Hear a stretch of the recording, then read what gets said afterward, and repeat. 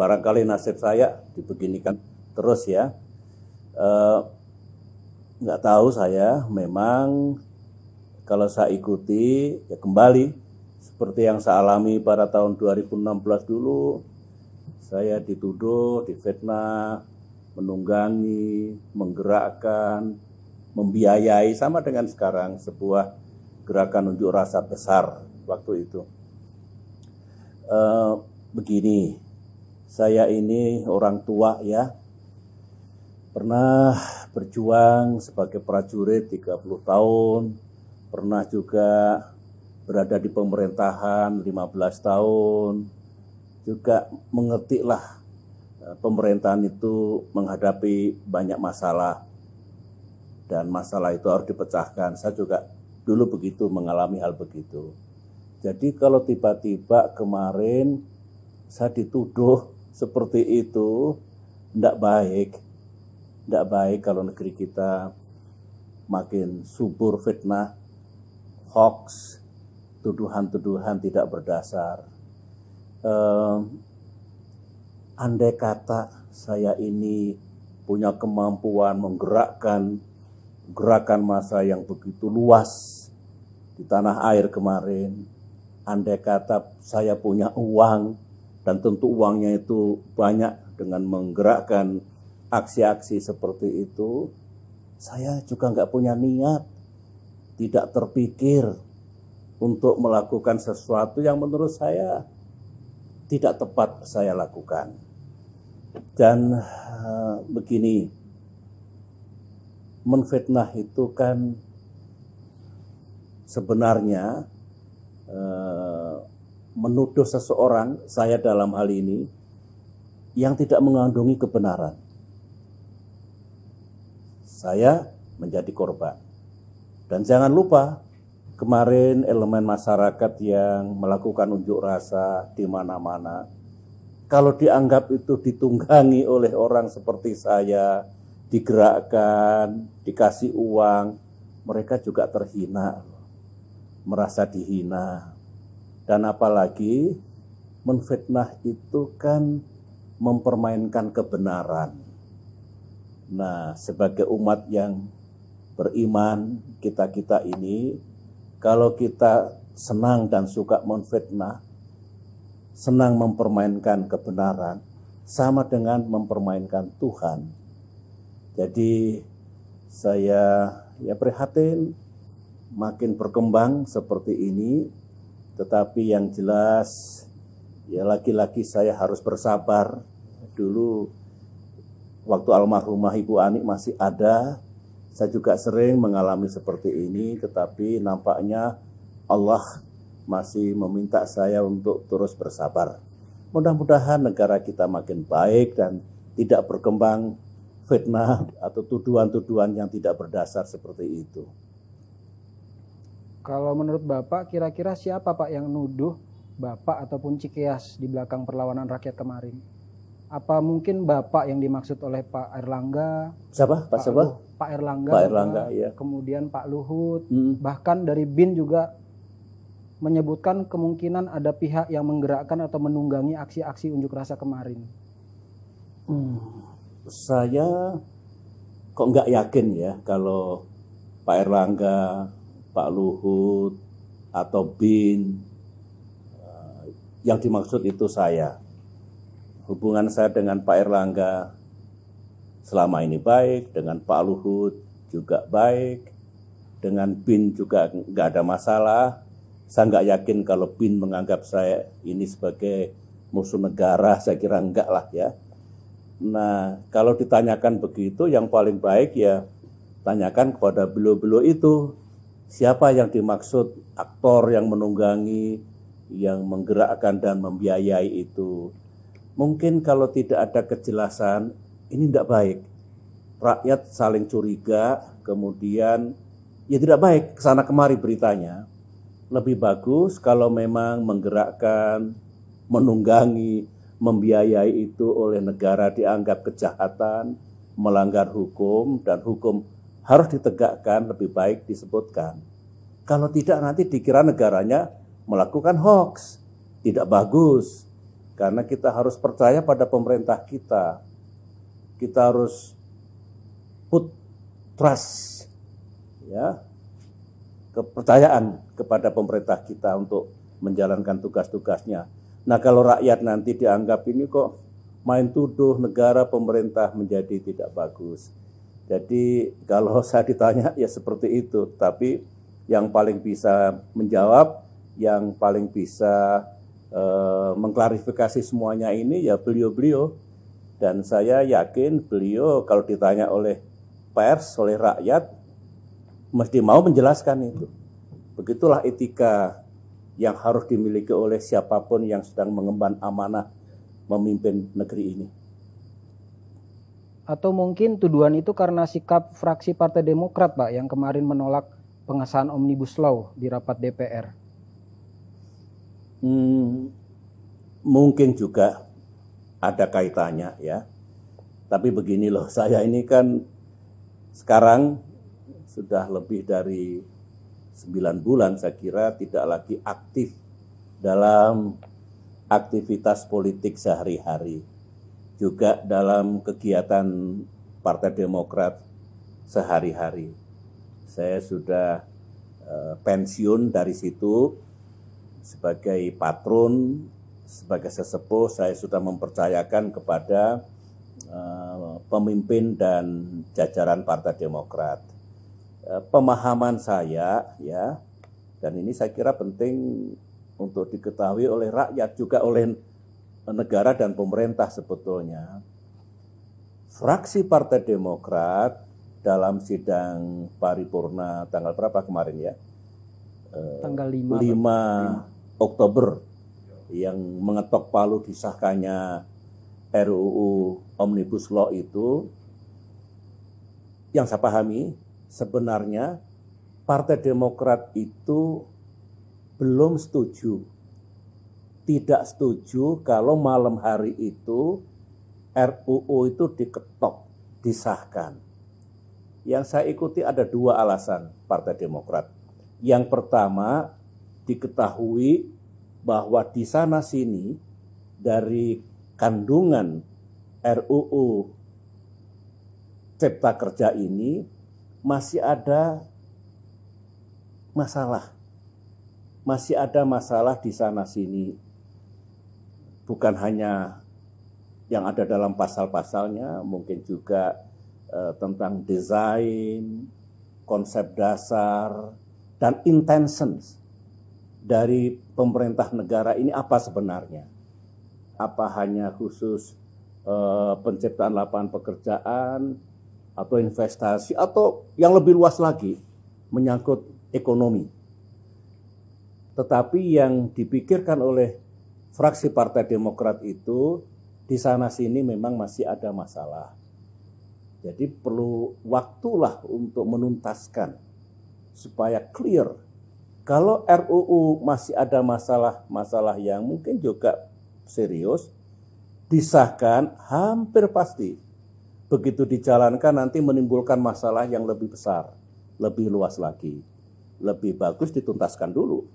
Nah, yang kedua, alasan Partai Demokrat itu, Demokrat tahu bahwa penolakan terhadap RUU ini tinggi, bukan hanya dari pekerja atau buruh, dari civil society, dari pencinta lingkungan, dari masyarakat yang ada di daerah yang berkaitan dengan lahan pertanian, perkebunan, pertambangan, seperti itu.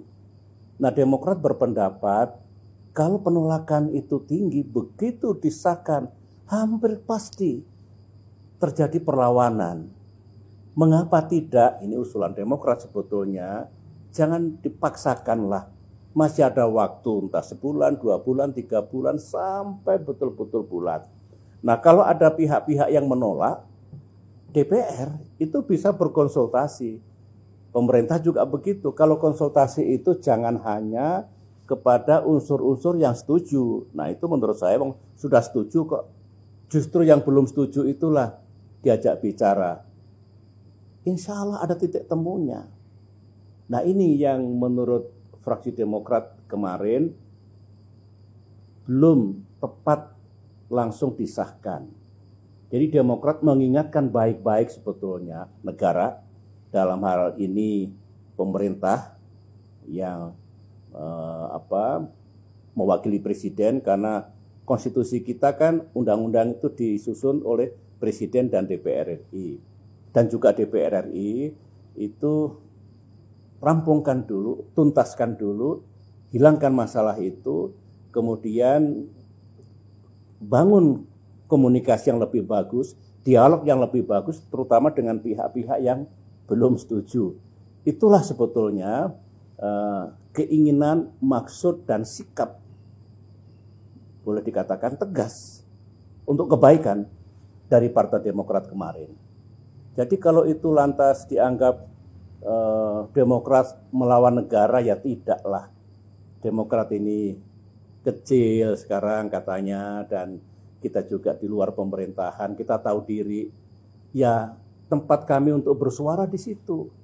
Kalau kami ada di pemerintahan, pastilah mengingatkan juga. Ayo kita tuntaskan dulu, jangan terlalu banyak masalah. Mari kita bangun komunikasi lebih bagus lagi dengan semua pihak. Kan begitu. Karena Demokrat tidak punya peluang, tidak punya jalan untuk itu, ya bersuaranya di DPR RI. Dan kemarin itulah tempatnya, sidang paripurna DPR RI. Mestinya begitu. Jadi sebenarnya Partai Demokrat tidak keberatan atau setuju terhadap undang-undang yang bertujuan meningkatkan investasi dan lapangan kerja, Pak? Demokrat itu kan pernah berada di pemerintahan 10 tahun. Saya yang mengemban amanah. Jadi mesti mengerti bahwa negara, pemerintah itu perlu dari masa ke masa meningkatkan perekonomiannya, meningkatkan pertumbuhannya melalui misalnya investasi. Dengan pertumbuhan ekonomi yang bagus, maka lapangan pekerjaan akan tercipta. Pasti Demokrat juga setuju kalau negara sekarang ini dan ke depan punya undang-undang yang tujuannya membuat ekonomi tumbuh dengan baik, investasi berjalan, lapangan kerja tercipta, dengan catatan niat yang baik itu untuk meningkatkan ekonomi dan kesejahteraan rakyat tentu ada rambu-rambunya. Misalnya undang-undang itu harapannya kan semua dapat, semua win, dunia usaha atau bisnis win, kemudian para pekerja juga win, dapat, rakyat di bawah juga dapat manfaatnya, para pencinta lingkungan juga diperhatikan, harapan dan tuntutannya, everybody wins. Itu undang-undang yang baik, itu solusi yang baik kalau ingin meningkatkan investasi dan sekaligus penciptaan lapangan pekerjaan. Seperti itu. Dan begini, saya bisa bicara karena sudah mengalami. Memang selalu ada masalah. Bukan hanya di Indonesia, di dunia juga begitu. Dalam bidang perekonomian, dalam menjaga pertumbuhan, dalam menggalakkan investasi, hubungan antara perusahaan dengan pekerja, hubungan antara negara dengan rakyat, hubungan antara pemerintah pusat dengan pemerintah daerah, selalu ada. Oleh karena itulah undang-undang yang baik dan tepat diwadahi semua itu, dan begitu dijalankan semua dapat. Sehingga kalau kemarin masih ada konflik, katakanlah kepentingan antara negara pemerintah dengan yang lain, antara bisnis dunia usaha dengan yang lain, berarti masih ada masalah. Oleh karena itu Demokrat setuju sekali kalau kita punya undang-undang yang bisa menggalakkan ekonomi kita. Dulu kalau kami tidak berupaya untuk menggalakkan investasi, ya tidak mungkin ekonomi tumbuh relatif tinggi, pengangguran turun, kemiskinan turun, GDP naik 400%, income per kapita naik 350%. Jadi ya produk dari itu, apa yang kami lakukan. Nah kalau pemerintah ingin lebih meningkatkan lagi, bagus sebetulnya. Karena tidak mungkin rakyat mendapatkan pekerjaan kalau ekonomi tidak tumbuh.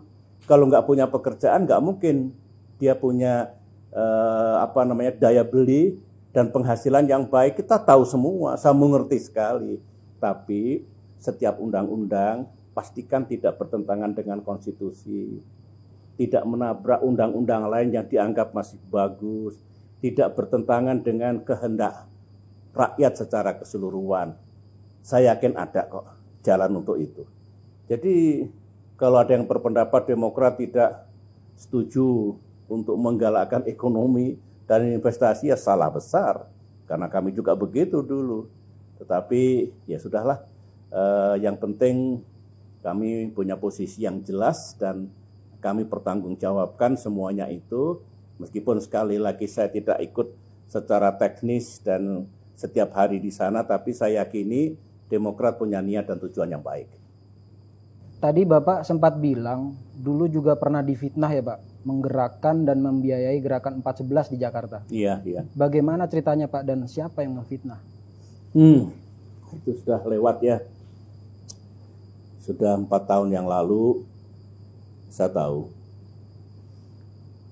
Ya, mungkin adalah yang ingin mendapatkan kredit dari pemimpin, dari penguasa. Ini cerita klasik ini. Mereka ingin dapatkan kredit tetapi dengan cara ya merusak nama baik orang lain, menjatuhkan orang lain. Meskipun belum tentu berhasil cara-cara begitu. Saya tahu. Mengapa saya tahu?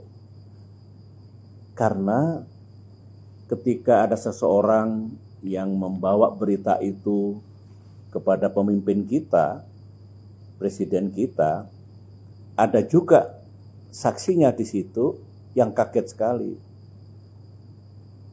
Dan belakangan setelah lewat prahara itu, baru menyampaikan ke saya. Oke, yang kedua juga, seseorang yang memfitnah tadi, rupanya meminta bawahannya ya untuk melengkapi, cari bukti-bukti, ya enggak ketemu. Nah itulah juga sampai ke telinga saya, tetapi sudahlah, sudah saya anggap selesai, karena bagi saya itu juga sesuatu yang tidak bagus. Almarhumah Ibu Ani itu pernah berpesan di hari terakhirnya, tolong tulislah memoar segala fitnah, segala apa yang dituduhkan kepada kita, supaya anak cucu kita mengetahui yang sebenarnya. Tolonglah ditulis memoar itu. Itu amanah almarhumah. Terus terang belum saya tulis, tapi insya Allah pada saatnya nanti, supaya jika suatu saat saya dipanggil Yang Maha Kuasa, saya sudah menulis apa yang harus saya tulis. Karena ini cerita tentang kebenaran. Bahkan katanya Bapak saat pertemuan dengan Pak Jokowi sampai harus mengklarifikasi Pak. Apa presiden kita termakan Pak dengan tuduhan dan fitnah itu? Ini menarik gini. Segera setelah saya dapat berita seperti itu, saya datangi loh Pak Wiranto waktu itu sebagai Menko Polhukam. Apa benar Pak Wiranto, karena saya dengan Pak Wiranto dulu pernah bekerja bersama-sama di awal reformasi dengan niat yang baik ya untuk melakukan pembenahan, koreksi apa yang terjadi di jajaran TNI. Jadi saya pelihara juga hubungan baik saya dengan Pak Wiranto. Saya tanyakan apa betul Pak Wiranto membenarkan memang ada seperti itu sampai ke presiden. Saya datangi Pak Yusuf Kalla karena dulu bersama-sama 5 tahun mengemban tugas negara. Pak Yusuf, Pak JK, apa ada berita seperti ini? Pak JK juga membenarkan. Tentu tidak etis kalau saya bertanya, Pak Jokowi percaya enggak ya gitu dengan itu semua. Sampailah begini, saya punya kesempatan ada pertemuan dengan beliau, Pak Jokowi. Ingat saya tahun 2017. Nah, ini kesempatan yang baik bagi saya untuk tabayun, klarifikasi. Saya tanya, apakah benar ada berita seperti itu? Pak Jokowi dengan hati-hati menjawab waktu itu, ya saya kan tidak semudah itu Pak SBY percaya, tetapi saya sudah mengerti kok semuanya. Terus saya sampaikan, ini perlu saya sampaikan kepada saudara-saudara saya, rakyat Indonesia, saya sampaikan pada beliau, Presiden kita Pak Jokowi, saya ini pernah memimpin negara seperti Bapak sekarang ini. Ingin berbuat sesuatu yang baik, supaya negara kita baik. Nah, kalau saya dituduh ingin merusak negara, ingin mengganggu negara, sedih loh Pak saya. Sakit hati saya Pak Jokowi. Bapak suatu saat juga akan seperti saya. Kembali ke masyarakat luas, sudah seperti rakyat biasa, tidak punya power, tidak punya kekuasaan, kemudian dituduh seperti itu. Sakit, mudah-mudahan Bapak tidak. Nah, itulah yang saya sampaikan dulu supaya selesai urusan ini, dan saya ingin menganggap itu selesai, tetapi saya belajar dari kehidupan ini. Ya. Dan selalu ada orang yang ingin mendapatkan kekuasaan, mendapatkan kredit dengan cara yang menurut saya tidak bagus. Nah, saya salah satu korbannya. Mudah-mudahan tidak terjadi lagi nanti di masa depan.